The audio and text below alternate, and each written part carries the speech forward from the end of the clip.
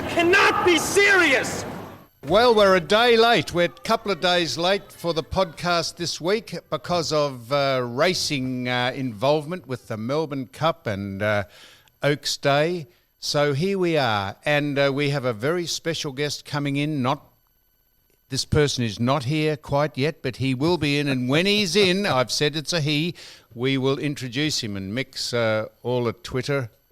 Actually, Mick's a bit precious. What's wrong with What, you, Mick? has he arrived? No, he's not here. No, but I am looking forward to. Okay, so we're going to introduce him when he comes. So Right we on. won't introduce him in case he doesn't turn up. Okay, good point. This gives us a good opportunity before he arrives Yep. to speak about, canvass some things, particularly that have been on my mind. And of course, if you've got any contribution, you and Donald, how are you, Donald? Have you Well, got I'm over all the right, but I parrot did flu? say something before and I never got an answer or a bite. Michael, you're very precious this morning. What's wrong? Well, I'm just always precious. People tell me. Yeah, That is true. Yeah. Why am I more precious today, Donald? Yeah, well, Donald, I think you've arranged a guest to come in. You're a little nervous.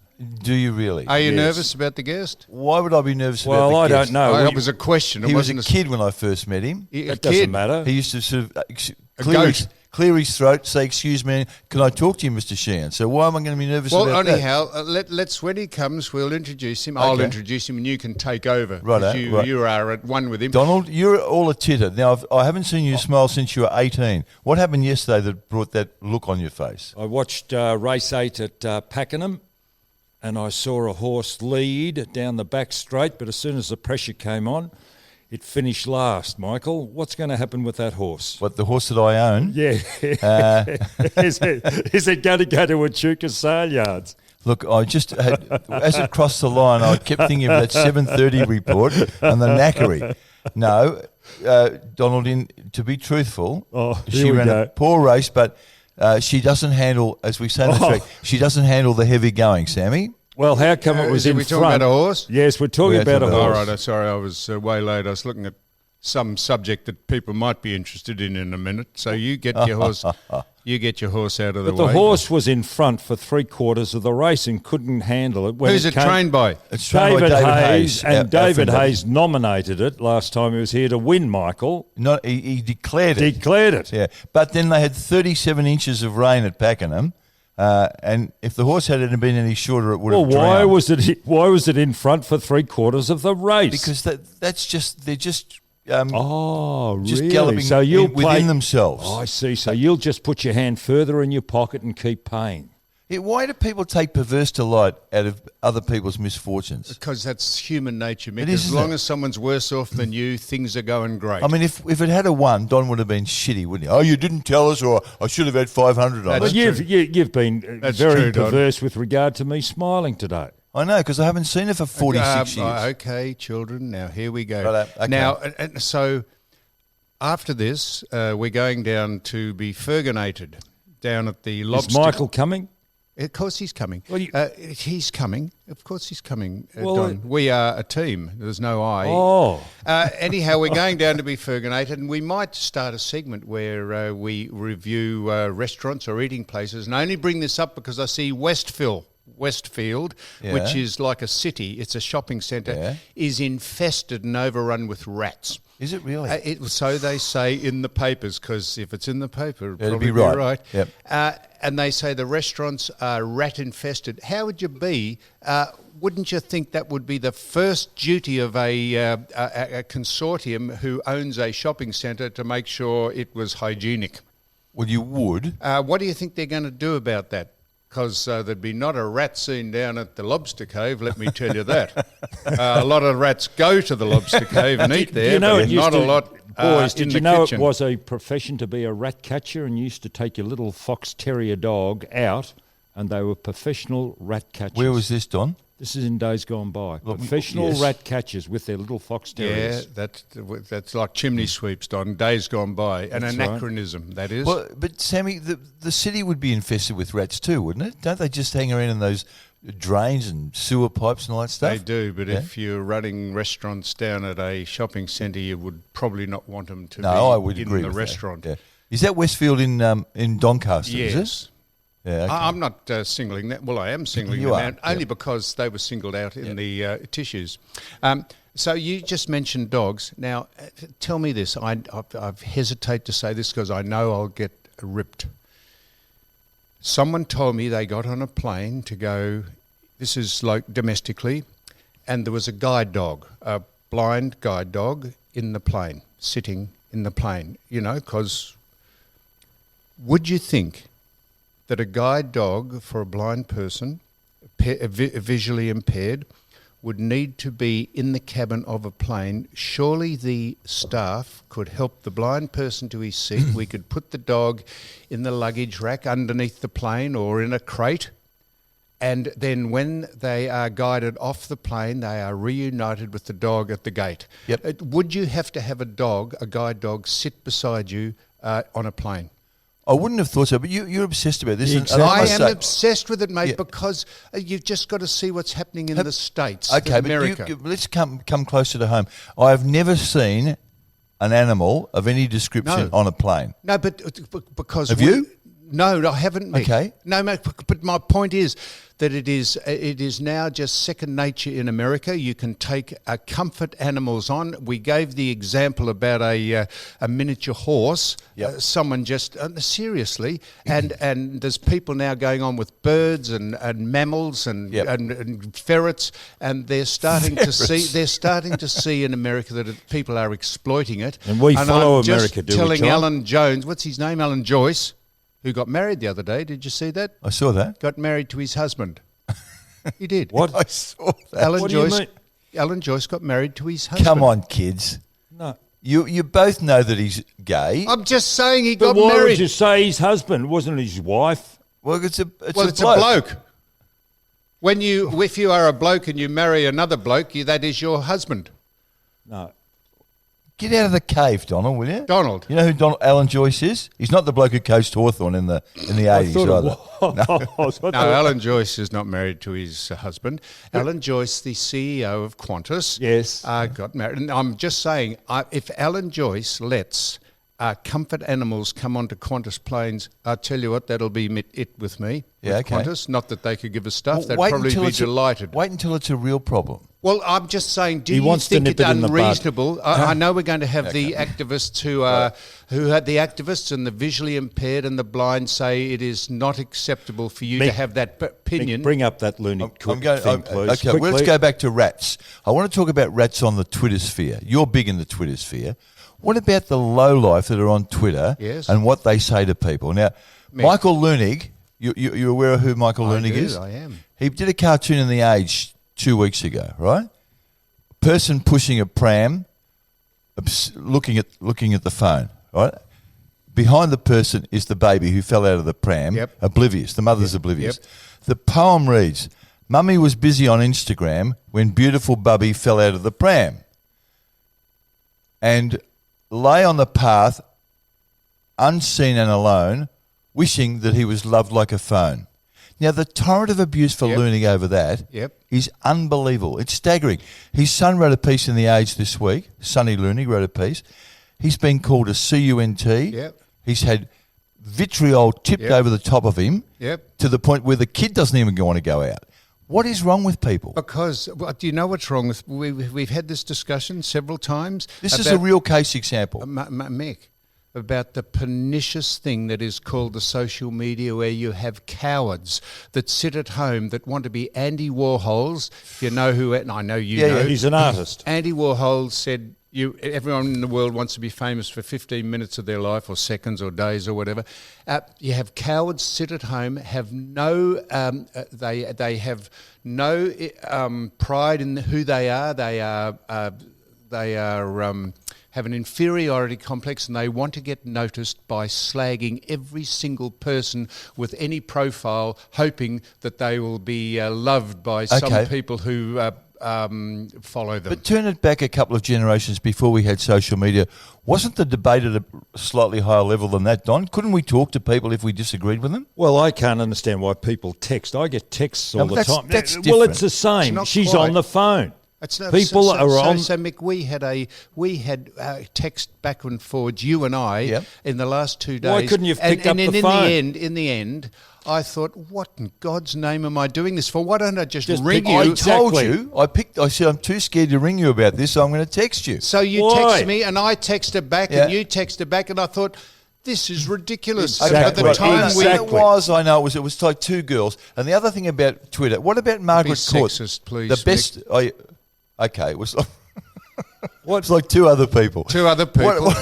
What about the Margaret Court situation? Yes. What about it? She's now public enemy number one. That's Why? right. And if Tennis Australia used 100,000 tennis balls in summer, Yep. they need to get two of them, just two of them, grow two of them, and take a stand on Margaret Court. Oh, Michael. What? What? For Yeah. her or against her? No, for her. Of course. And honour her Of course. contribution to tennis, and tell the people who say that the name should be taken down off the arena Yes. to go and Yes, get exactly. stuff. No, but you wouldn't even have to tell them that. You just ignore them. Exactly. You just ignore You them. know they're not doing. They've ignored the issue. You know they haven't got anything planned 3 months out for Margaret Court in the 50th anniversary of her Grand Slam. Mick, you are speaking to the converted. I couldn't agree with you more. It is a disgrace.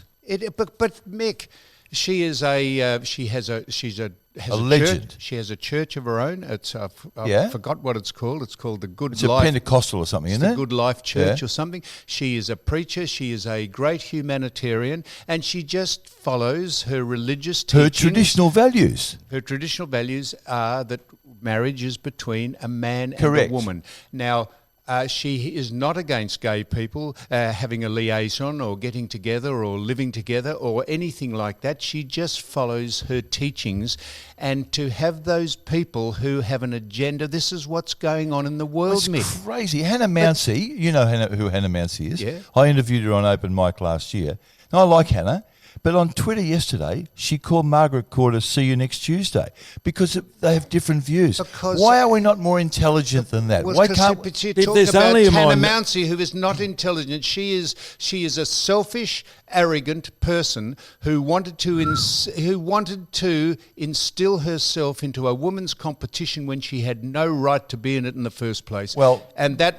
But I'm you're getting not off. as cynical You're as getting that. off. You're I beg getting your off the pardon, Mick? subject. What I'm did not you- as cynical about Hannah Mounsey as you are. So you think this is we've had this? So you Yeah. think transgender men insert themselves into No, no, women's no. sport is right? That's what she did. No, I'm not saying. What I'm saying is that I was really disappointed that Hannah Mounsey chose to use that word to Because describe she's a Margaret dullard. Court because Margaret Court has a different view to her. Because It's a she's- minority, because Michael. she's- Everybody on that Twitter or whatever you call it, it's a minority. A Because- It's vocal not a minority. minority. The whole world except yous on Twitter. Hannah Mounsey is Well, a totally. why would you be on Twitter? You're the only person in Why? the English-speaking world that Because doesn't I use it. converse with people. Hannah I talk. Mounsey is a totally mediocre person. And Right, I don't anyway. know No, why you we take- don't. You don't need to denigrate her. Yes, exactly. I'm denigrating her You are. for calling Margaret Court Yeah. a cunt. Yeah. Oh. Holy dooly. Gee. Well, is that Wes. what she called Yes, her? she did. Okay. Well, you can spell it out. You can put CUNT. That's what she said. Well, so why wouldn't you call her out for that? Okay, well, I'm That more is into- irresponsible Yeah, and I know I was just disappointed so with that, but I'm more interested gratuitously in Tennis dumb. Australia's lack of gonads on this issue. Well, maybe because They we're ignore. speaking They about just You ignore. can't ignore it. It's 2 You- months away. Yeah, you ignore the criticism and you go ahead with whatever you've Yeah. got planned for Correct. Margaret's. You know what it court. is about Tennis Take Australia? your hand off my knee. They didn't have the Jets crackers to tackle Kyrgios 10 years ago, and now they're not brave enough to take There was the Margaret Philippoussis Court. before that. Yes, the Margaret Court issue and say she is a legend of Australia Yep. and a legend of the game that we run, and the court name stays, and Yes. she'll be brought here as a fated That guest. is amazing because I said off air before we started we should interview get did say that, Margaret Margaret. Court Yeah. on the podcast. I sat next to Margaret Court and Rod Laver at a function I was asked to Name dropper. couple of years ago at a tennis function. Yep. And I sat next to her, and she said to me, she knew who I was, and she said, "Are you a believer?" We had a chat about religion and what I believed in, and she is absolutely. And if anyone could have helped, I suggested this to her. If anyone could have helped or come from a different perspective to help Ben Cousins, I said, "Have you ever thought you might go down or ask Ben Cousins to come in and have a?" Really? I thought if ever no one had ever tried anything diverse and lateral or obscure to help Ben Cousins, maybe he could find the saviour. Wow. Maybe that would help him.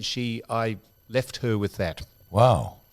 It's just a long shot, Mick. You Lateral, never know. yes, Well, you lateral. never know what might strike people. Can Born I again Christians. If anyone in Tennis Australia happens to listen to this rubbish, one thing about this, no one in the history of mankind has won more major titles than Margaret Court, and they're not sure whether they should honour her, as they have Rod Laver every year since he retired. And it's purely for that reason, Mick, that Of course they think that she's not inclusive, which she is, and they're taking notice of the vocal minority who scream and become hysterical at every opportunity because they never let a crisis go to waste. Now, boys, did you watch the racing on the weekend? Just before you get off that, Don, please, if I could this is just a segue, if you wouldn't mind.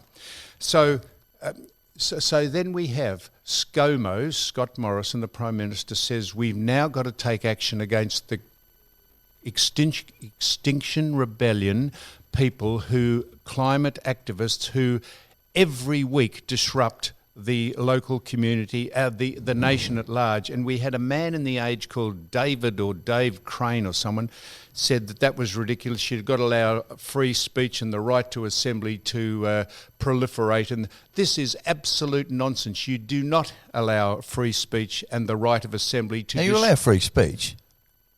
Free speech and the right of assembly to disrupt on a regular weekly basis from now to eternity about climate change. The authorities have got to stamp on those people fiercely.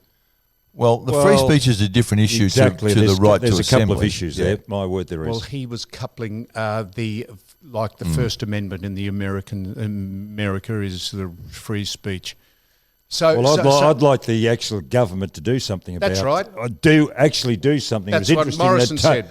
And it was interesting that Tony Abbott got up at Abbott? Yes, at his farewell speech last night and said that his government should have done more in predicting the drought. In other words, they should be doing something, and the government are not. They're giving out money now. It's all short-term stuff, feel-good stuff. Why don't they start building dams, diverting the water from the east side of the Great Divide so it goes to the west? Yeah, Why can't they do something with major infrastructure that won't win them votes but will at least ensure the future of the farmers in Western New South Wales? So Tony Abbott's peddling that nonsense, is he? No, he was in power for 10 years. Why didn't he do it? That's exactly right, Michael, because it wouldn't have won him votes, and that's why they won't do it now. They're very short-sighted. So this is how the convoluted discussion between Greenies and their great moral and sanctimonious aims are in conflict with what's going on in the real world. In California, there's bushfires ravaging half that state,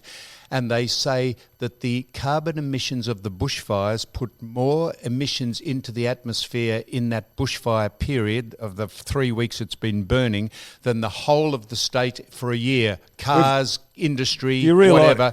And they say because the Greenies won't allow culling of dead forests and the burning and the gathering up of dead foliage and tree trunks, they say that is what causes the bushfires, but the Greenies won't let them touch anything to do with the ecology or the forests, and that's why they're burning.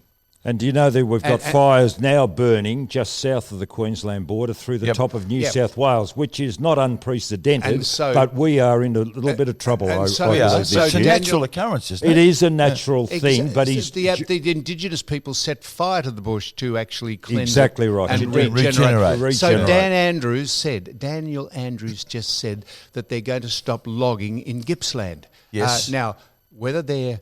But they're going to plant plantations. Of course, Donald. But they're not allowing them to clear anything. The Greenies don't want anything to be cleared at all, let alone the big trees cut down. And they say there's a fine line between doing that and actually saving the planet from bushfires, which ravage and put more emissions into the atmosphere than any industry ever has. Just allowed to go into native forest and just chop the shit out of it, should you? Why are we letting people do that? Because what? Because we want tables and chairs. Hang on. Well, Mick, just hang on a minute. If you have a look at the pine plantations on the way to Mount Gambier, there are hundreds of kilometres of pine plantations. That's softwood, John. It's not hardwood. But just excuse me. They plant trees with them becoming mature. That's so right. when they cut down the ones that are mature, the other ones take their place. No, it's Now- a simplistic thing. So, all right, our special guest has has arrived. arrived. I'm going to introduce this person. Yes. And you're going to then take over because we're interested in your relationship and association. Now, this man is a star by any stretch of Any definition, yeah. But it's taken him a long time to be an overnight sensation, and he has done police rounds. He has been a film and music critic in his time. He's been to the 2000 Olympics and won a Quill Award for doing a subject on drugs in weightlifting. He's been on Channel 10 as an AFL reporter. How do you know all this? Because how do you think I know? He's research. He does research. No, you know how anyone knows. You look up a person's history and you find he's got a raft of experience to be here in the first place. He's been on every aspect of the media. He went from your favourite station, the ABC, to a commercial network where he now Makes a fortune, yeah. Makes a fortune. Mm-hmm. And he is a very, very Come on. talented man, and he Introduce runs him. a program on Fox Football with your friend Mark Robinson. It's Asperger's kicking in again. It's been really And prevalent his today. name is Mr. Gerard Whateley. And that- welcome, Gerard. Sam, Don, Mike, thank you. Hello, Jude. Well, that's a lot better than last week because you called David Haynes, Hayes yes. David Haynes. That was a good start. Well done, Sammy. Well, I welcome, don't know Gerard. anyone but the similar. Well, I Yeah. do know. Gerard Whiteley or Brett Whiteley or whatever his Gerard, name was. yeah. Yeah. Hey, Gerard, welcome. Thank you. And thank you for sparing the time in a very busy week. for Sorry, you. I made a bit of a mess of getting here at the end. No, so- no, that's we all do that. I've been coming here for 10 weeks and I'm still making a mess of it. Where'd you park your car, incidentally? No, I have found my way at the end, but I've done Yeah, but laps. he's in the right spot. Don't park in someone's spot. No, He'll not okay. come in here and rip you a new one. Gerard, can I ask one No, question Mick's doing before we it. start? Just a Why minute. is Gerard here? I thought he did a morning show on SEN. He has Now Fridays it's Friday. off. He has Fridays off. Why? Because he's got 15 kids that he needs to attend to. I usually do Friday night footy rather than the Friday morning Part of his show. contractual Yep. package that he said, I'll come to SEN, but these are my terms. And one of them is I Really? have You must- Fridays off. Now, while we this is a digression now because Sam has just raised that. The segue takes me to you set certain conditions down before you went to SEN. Not really. Is we sat down and worked out what was practical. Yeah. Well, I want to ask you though, but is it true that you said I won't come on the program if you want to put gambling ads on? No, we had a philosophical discussion around what the way a show that would carry my name would be. And I have an objection to the prevalence around gambling ads, but I also have an understanding that it's revenue for a business. So in our footy programs, there's gambling sponsorships and they have segments which I'll introduce and conduct, and that's no problem.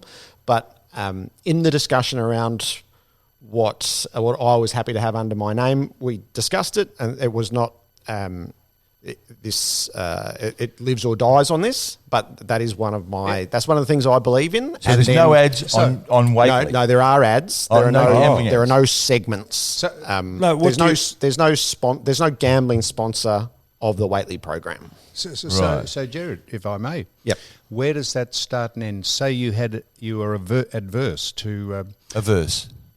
averse. Did I say adverse? Averse. Say you were against people consuming fizzy drinks or fast food, or what other bent that you might have that you think society can do without.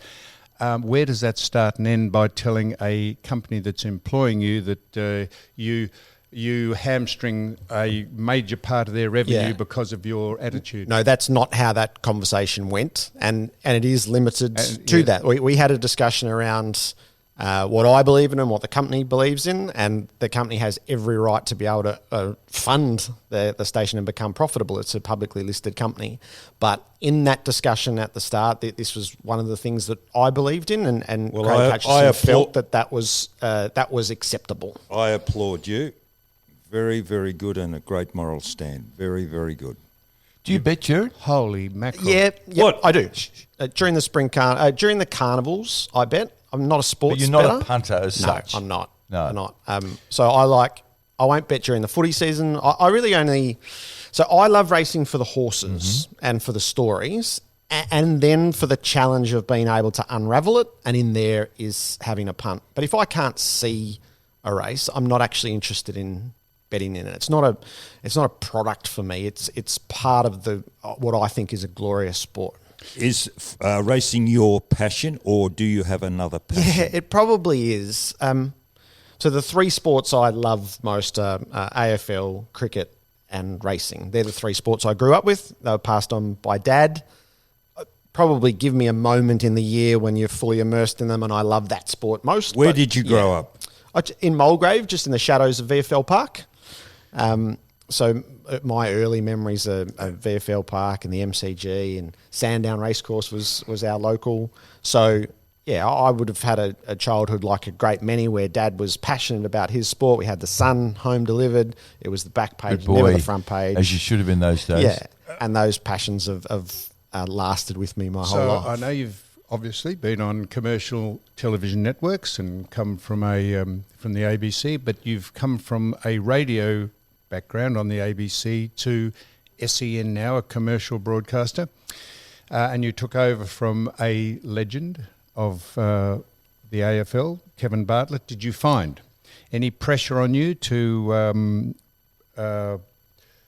succeed, having taken over from him, which wasn't your decision, it's the network. It's the, so those Craig decisions were Hutchison's all decision. made before Yes, of we course. even had a conversation. Yes. But yeah, I absolutely felt pressure moving from where I was well entrenched and had been for a long time across to SEN to essentially you put your own name on the tent and do it that way. But we weren't trying to recreate anything that had been done previously. It's a really specific idea for what the morning show could be, in the bent that if you turn on John Fain or Neil Mitchell any morning in Melbourne, that's a picture of what's happening in Melbourne on that given day. And the concept was to do that for sport. A news and current affairs show essentially is this is what sport looks like on this morning, and these are the people who are shaping sport, and to have a conversation around that. So that didn't know anything that had been done previously or not. That was the concept. It appealed to me enormously, and I would hope that 2 years in, that's what you hear each morning. So if I may, this is probably unfair to ask you this because it wouldn't be your decision, but obviously the management, Craig Hutchison, thought that you might have a broader perspective than Kevin Bartlett to take that show to a different level because of your vast knowledge of it, rather than Kevin Bartlett maybe, who was just limited to just hearsay about other sports, but AFL was his. You are a more overall general commentator on sport, and that's why they went with you. So I don't think it was ever Kevin or me. So when Craig bought the station, he'd made movements to the schedule. It happened extremely late in the piece that we had a conversation, and it was the end of. It was the start of December. I was travelling for cricket at that stage.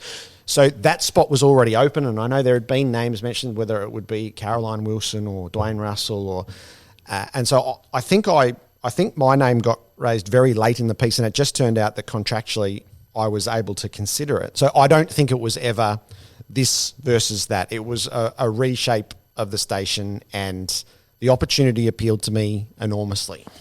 Gerard, I thought I was going to interview this guy. Gerard, you've mentioned football, cricket, You and can racing. take over, Mick. We're just now going out for coffee.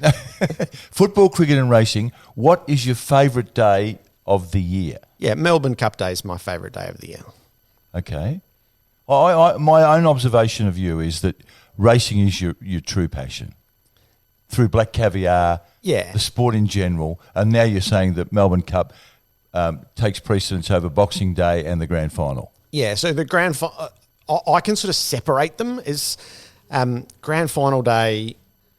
I think back to when I was a kid and the excitement around watching the marathon and the North Melbourne breakfast, and then when you get to go for the first time, and then when you start working at it, there's So it's a defining day in Melbourne, and it stacks up for me. I've had the good fortune to go to Olympics and to Super Bowls and the like, and Grand Final Day absolutely stacks up. Melbourne Cup Day is a little bit different, I think. Melbourne Cup Day tells us about who we are as Australians. Now, I'm a romantic on this front because I grew up reading Les Carline. So he taught me most of what I know about racing, and then Bruce McAvaney it sort of supplements that, adds to that. So Melbourne never feels more like Melbourne than this week. That's always been my view. You go to the great race meetings of the world, they don't resonate in their towns. You can go to Hong Kong for Champions Day and not know it's on unless you're there for the races. You can go to London for Royal Ascot, and unless you're there for Royal Ascot, there's no image in London that this is on. You come to Melbourne during Cup Week, you know that Cup Week is the centre of everything. I'm interested in your opinion, but my view is different to that. This rubbish about that the races stops a nation, that's just crap. Yeah, I disagree with that, but I am a romantic. I mean, really? Well, I know nothing about racing, but the only race I'm interested in and I stopped to listen to is the Melbourne Cup. Did you listen to it this year, did you? I listened out. I was playing golf. Yeah. And someone had it on their, I was going to say their transistor. They had it on their Sam? phone. What was the winner? What was the winner's name? I have no idea. No, man, Mick. You don't know who won the race that made you stop playing golf? The only bet I have in anything except on myself to play golf on racing is the Melbourne Cup, and I backed the second place getter, which was relegated to fourth, Lloyd Williams' horse, whatever it's called. Yeah. Can't even tell you what its name is. Moment of reality. And it stopped me to listen to it because I'd backed it. It does stop a nation, Mick. Mick, that's just...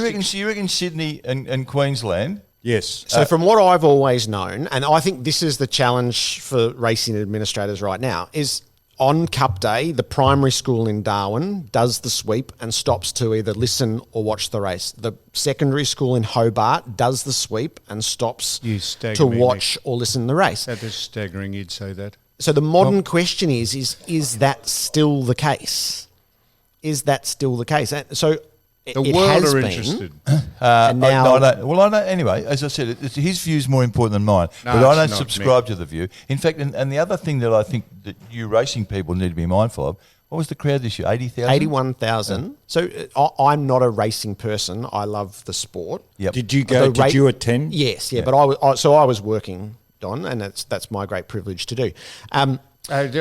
Calling? No, I hosted with Bruce. Bruce, for the how day. was that? Yeah, on that 7. was a great thrill. No, on SEN. On SEN. Oh, so pardon 10 me. has the So rights sorry. now.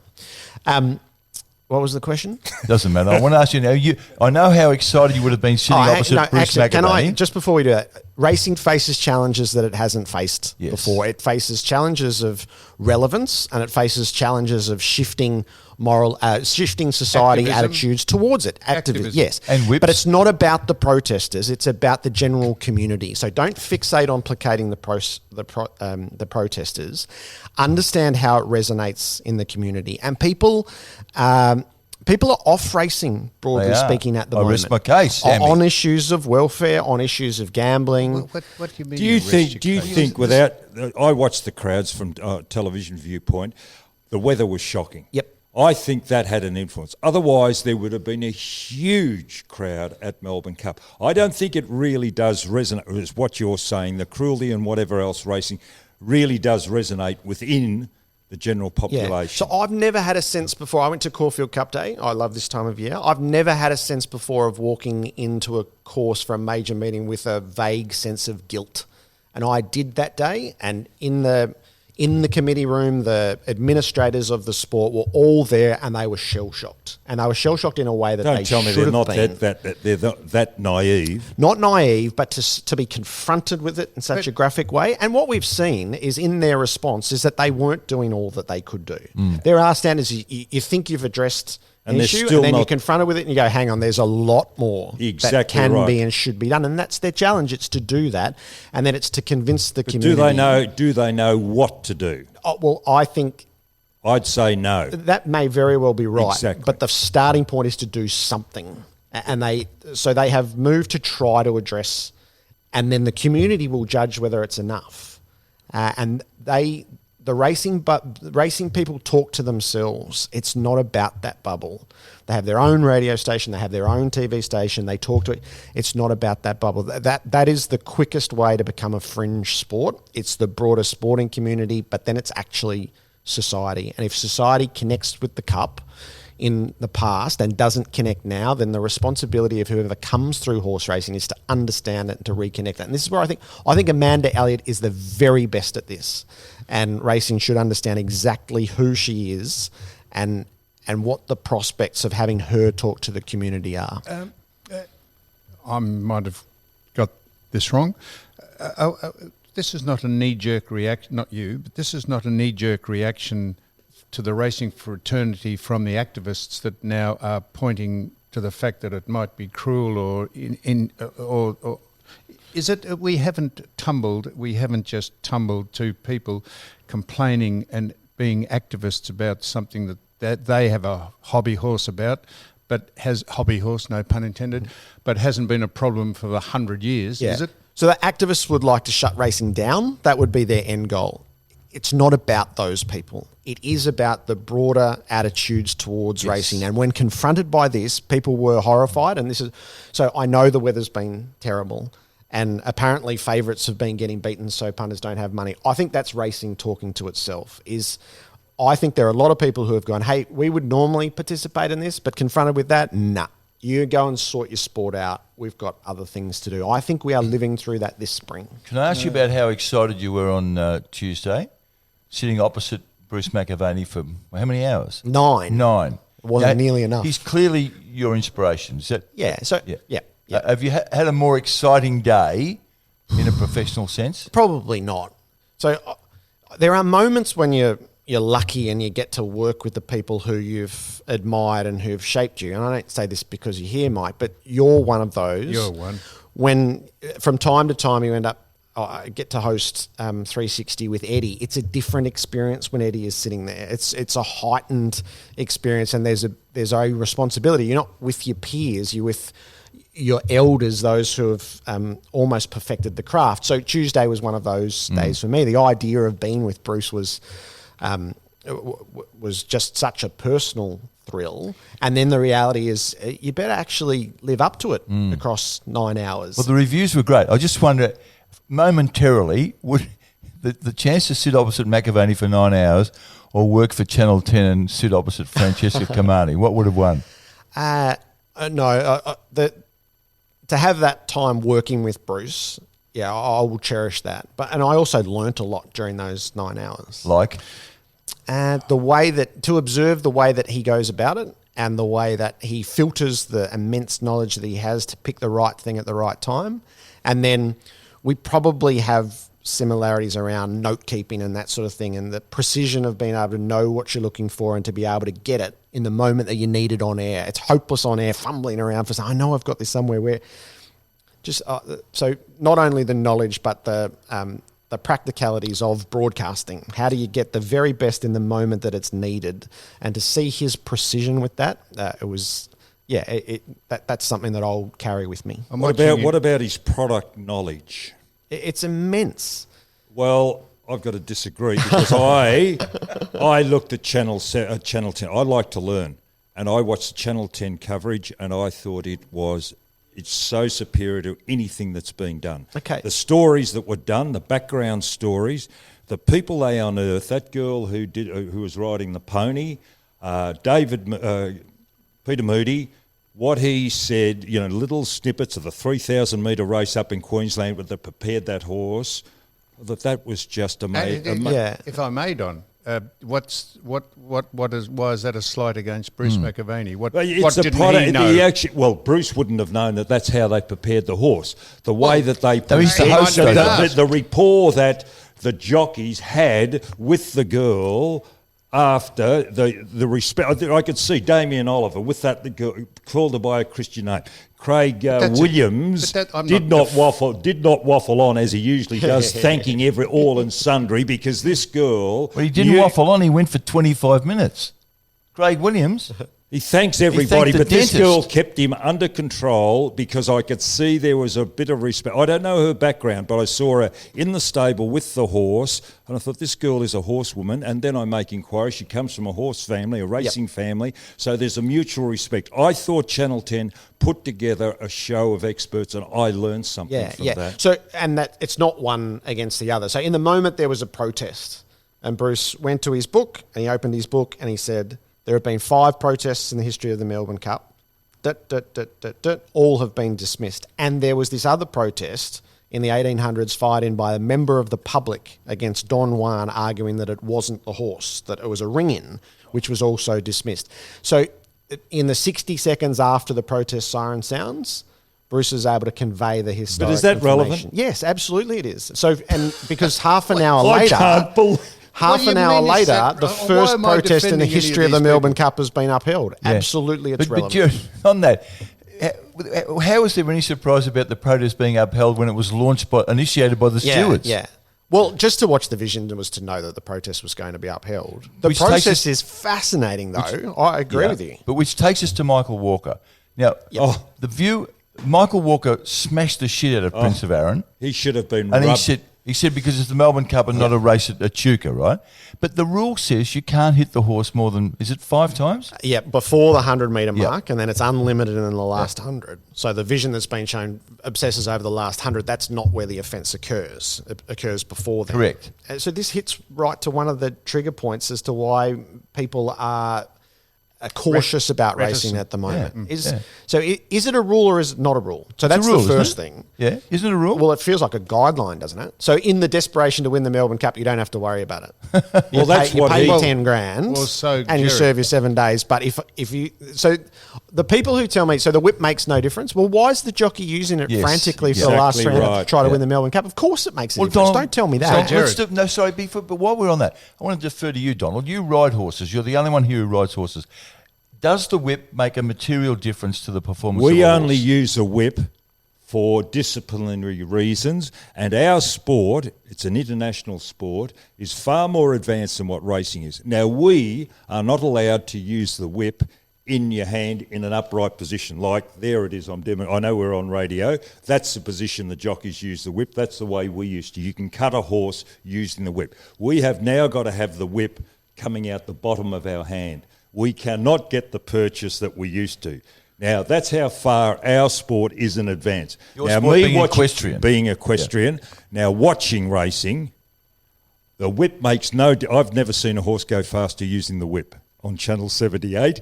The riders that I watch, and there's a lot of horses come down the outside, they're balanced. The rider is sitting in perfect symmetry with the horse, and that horse goes past the horses using the whip. So Charlie Fellows, who's the trainer of Prince of Arran, whose jockey used the whip too many times, has a really the most straightforward solution to it. He said it before the race, and to his credit, he said it after the race. If the jockey strikes the horse more times than the rule allows, the horse is disqualified. And that will stop it. Is Michael Walker will know that at the 300 when the chips are down, he can't just keep whipping Prince of Arran because he's going to be disqualified from the race. So either it's a rule or it's a guideline. Correct. And right now it's a guideline. So, Gerard Whateley we're speaking to. So, you must be fraught with frustration. You just said that the guidelines of using the whip are pretty obscure, and you, other great love of AFL, some of the guidelines of their rules are pretty obscure. You must honestly wonder how you can have a credible opinion about things that change from week to week. So the two things that drive me most nuts in footy, which people won't, this won't be any surprise, one of them. are The the bunker. score review and the match review. Because I think within your microcosm of a sport, these things have to make sense. They have to be able to govern your sport from week to week and from year to year. And these have been set up in, well, certainly in the score, they've been faulty. And then we've been we've been told that this works when it actually doesn't. And in critical moments, it fails.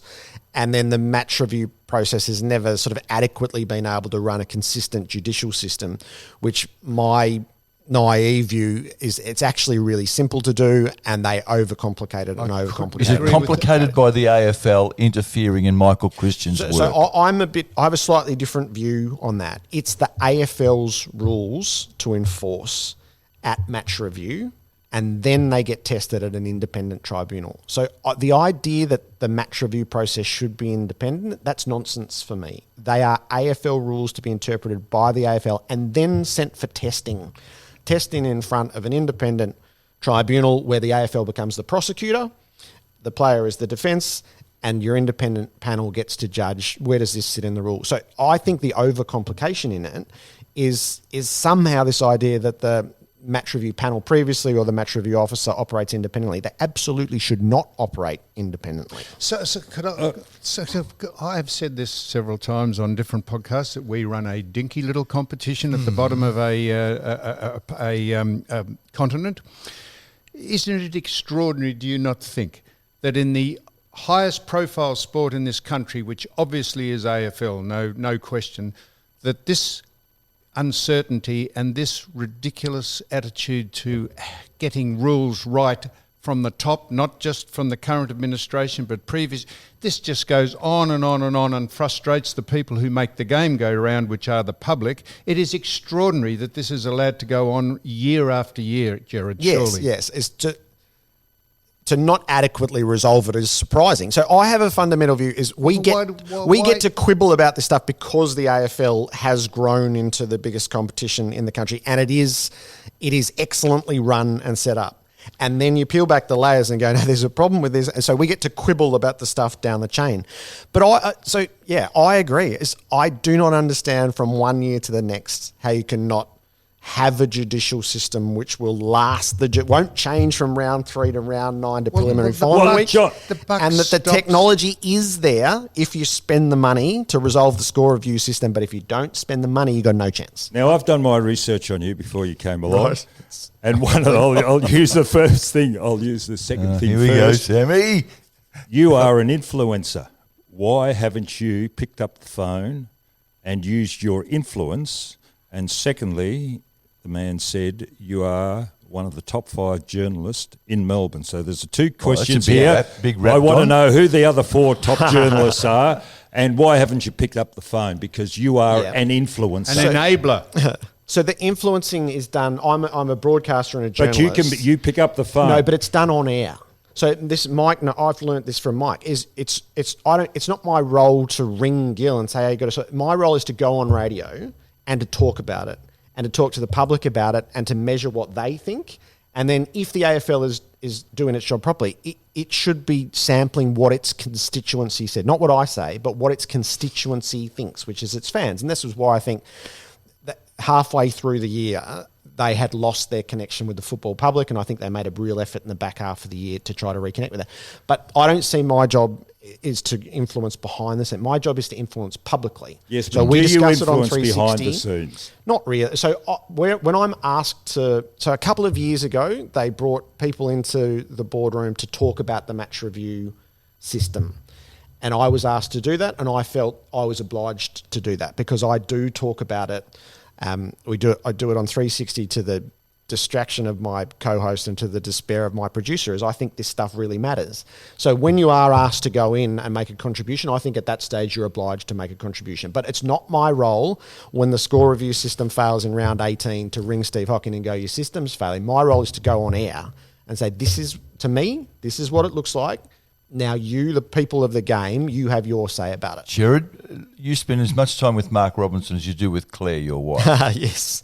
What's your relationship with Robbo? So we, in the way that it was set up, we are the polar opposites, right? So the concept of the show for 360 was to get 2 people who have nothing in common in life other than their passion for football to sit there and test the theory, essentially, is football the fabric of our community? Is the way into any conversation in Melbourne football? So my belief is yes. And then we sit there together.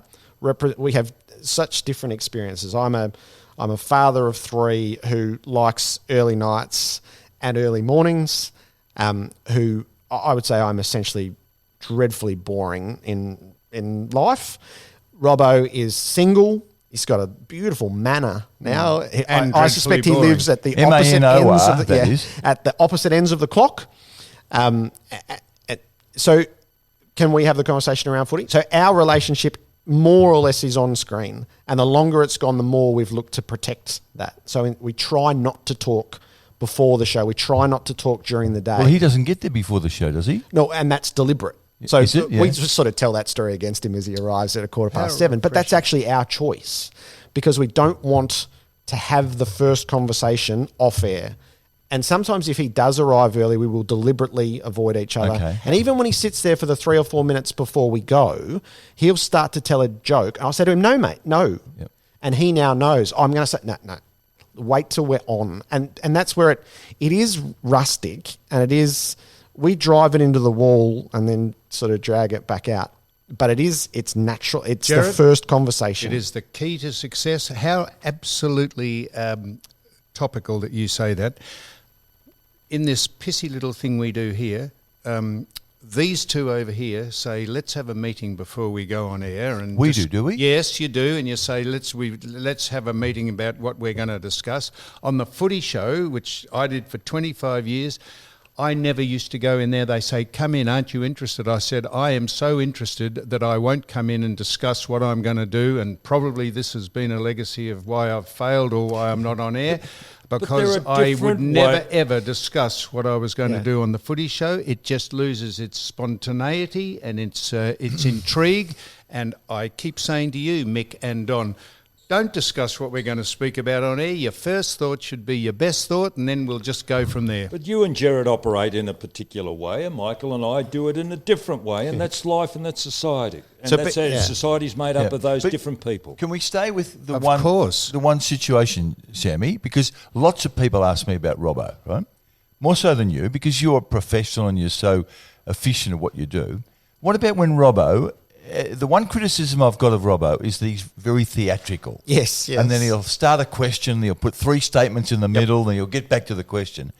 Do you have to bite your tongue, or do you just say to yourself, I'm going to give him his head and he can say and do what he likes? So we have equal shares in the show. So I don't think it's my role to say to him, "Come on, mate." We are each half the show, and I often think we probably talk to half the audience each. I'd say Robbo has his portion of the audience, I have mine, and we can all laugh at each other and go, sometimes I think Robbo starts and doesn't know where he's going to finish, but there's a charm in that. So I reckon the show is really boring if the other person is like me. I don't think that works. I agree with that. I just think it would become tedious. And so one it's thing not my role. Okay. I want him to be him while I'm being me. Pressure's mounting here. I just want to... Can I ask him one more? You can May ask I- him whatever you like. Okay. Ask him about Bruce again, because you start to firm up when you and he spoke about Bruce. I wish I could. Jared... Robbo probably won't get Ross you over Lyon. the line. Now, if there's one person in football that you apparently don't get on with, in fact have no dialogue with, it's Ross Lyon. Yeah, and I own that. And You- I've always owned that. Was it your fault? Yeah, of course. Well, my commentary, I wasn't one out, but it was much easier for me to end up one out. Mine was consistent with Andrew Demetrio and Lee Matthews, but I said it in a way that was very What's repeatable. The it? What's the it? You said what? No, I don't restate it. I Why don't not? restate it. I just don't think Excuse I me, need can to. you fill me in Well, on that's what's what I'm going saying. on? Okay, so Ross Yeah. Lyon moved from St Kilda to Freo. Fremantle, Yep. Right. and that night on Fox, I called it duplicitous, deceitful, and distasteful, And he's never forgiven you. and nor should he. You agree with that? Nor Yeah, should I don't. If somebody had said that about me in those circumstances, I would carry it. he? You painted him as a Judas, didn't you? I think. Hey, our show was going then. I think we did that as well. I said that about Ross Lyon until I knew actually the facts. It But you looked say like- some extravagant things all the time. That's pretty extravagant. It looked like he was treacherous and he had just decamped for no reason at all and left them in the lurch. And that was the public perception of it, whether that turned out not quite to be right in the end. But if you're asked to make a comment on something that's Sammy, just happened... I'm interested in Gerard saying that he No, I know. he has accepted the responsibility for that and believes that was wrong. Is that right? not wrong. But I don't repeat it and I don't prosecute it. I think the facts on the night, I just probably distilled it down too far. But as I say, my view was the common view. Andrew Demetrio said it, Lee Matthews said it, Sam says the footy show. So, but I accept that there's a cost to that.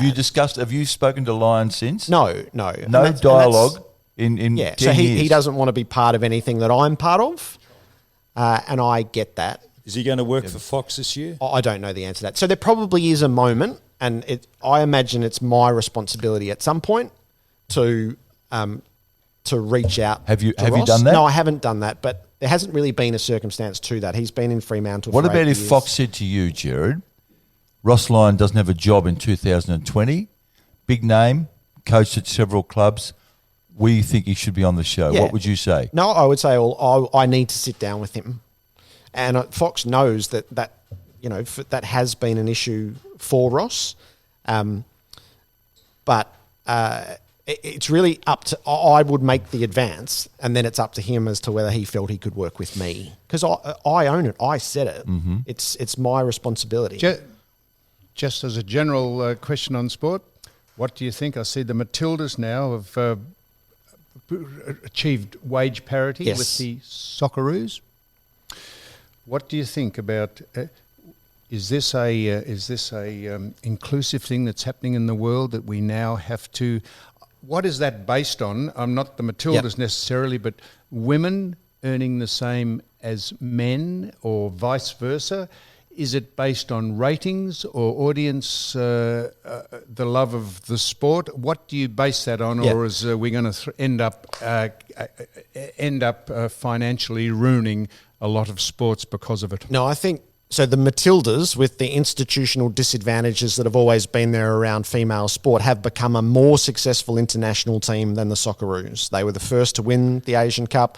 They were the first to win a knockout game in the World Cup. They are materially more successful than the men's team.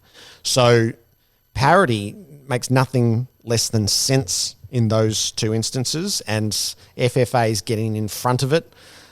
And I think they believe it will make the women's team more successful. The Socceroos won't win a World Cup because of our fracturing around our codes. Yep.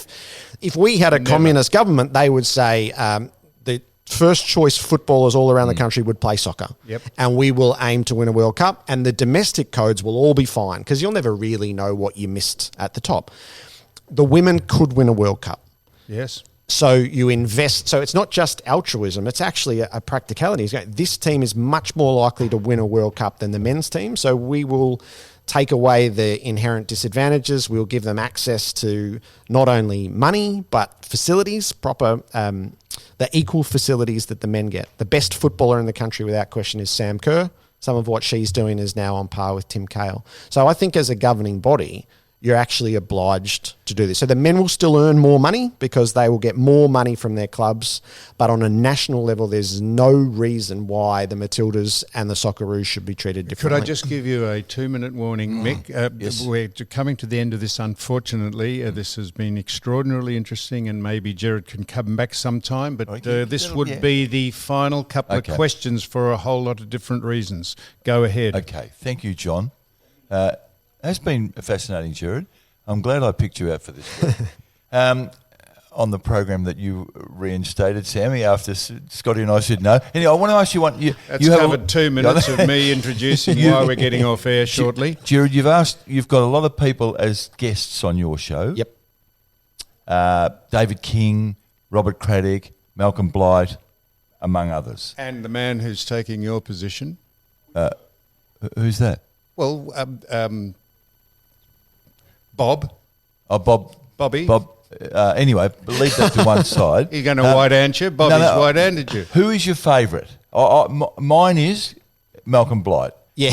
Who is yours? Nathan Buckley. So I love having conversations every week, and Malcolm will take you in a completely different direction. I think it's so valuable to have that. The last thing you want is to gather a people who all think the same way. Yep. And Malcolm's got that beautiful throwback to yesteryear. And he's confident in his place in the football world. Really? Confident. Really? Is he? And I love that. But no, Nathan endlessly fascinates me. Yeah, I Now, agree. Gerard, here's Yeah, a question yeah. you've never been asked as your role as a film critic when all those years ago. What is the best film you've ever seen and why? I have really basic taste. So my favourite film is The Empire Strikes Back, which might disappoint. So I was a child of Star Wars. Yep. Wow. And I think the best in the spread is The Empire Strikes Back. Okay, And it was on telly the other. It was on telly the other night. And I can't help myself. I watch it. I now have a son who's 7, and he's inherited my love of Star Wars and my favorite. Can we put this on? Of course we can. Every time on Fox movie channel, The World's Fastest Indian, every time that comes on, I just keep watching it. And Hacksaw Ridge, all the true stories about that they made films out of. Anyhow, now, Gerard. Sam. Could I ask one final question? Yes, well, we're... The R.M. Williams, if you were still at the ABC, could you afford to wear those, Gerard? Because there's about $800 worth of shoes. We'll take that as a statement, Don. Gerard Whateley has been our guest Yes. on Sam, Mike and Don, and what a wealth of experience and knowledge this man has over a whole raft of subjects, including sport, entertainment, every other thing. We only didn't ask him about his sex life or how he got on with women in the early stages of his life. And I would have thought slowly, I would have thought. But like you and I. But it's been great to have you, Gerard. Thanks, Mike. We've enjoyed Don, it Sam. immensely. Thank you. You go, what? Yeah, no, we're saying goodbye now, and we go out with the mixtures.